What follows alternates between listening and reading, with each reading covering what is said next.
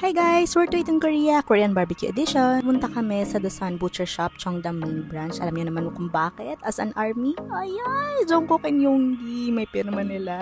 Siyempre, may mga other celebrities din naman na pumunta. At yun ay makikita nyo na nakapost sa wall nila. Ayan. So we ordered one of their signature sets recommended by their staff, yung Jeju Pork Galbi. So ayan, they started serving their side dishes. Masasabi mo daw na masarap talaga yung barbecue place if may wasabi dun sa may side dish nila. Ayan no, wasabi. So sila na rin pala ang magluluto para sa iyo. Ayan, sila na nag-a-arrange dun sa grill, sila na rin magka-cut para sa iyo. Grabe talaga yung service nila, top notch. As in, ang gagawin mo na lang is kumain ng kumain. Ay no, kitang-kita nyo. 1 kilogram daw yan. Hindi ko akalain mauubos namin.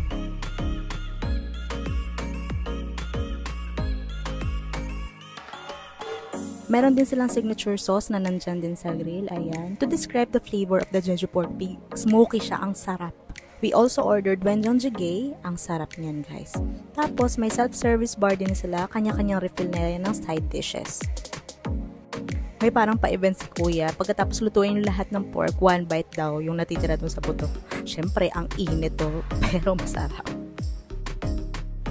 So, ayan, gumagawa na ako ng wrap ko. Perilla leaf, yung pork, nilagyan ko ng wasabi. Kumuha din ako ng konting samjang.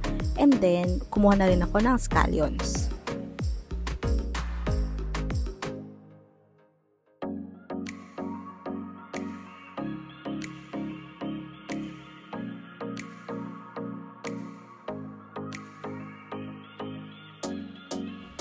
Kita nyo naman, ang sarap talaga niya. Kaya, kain na kayo dito.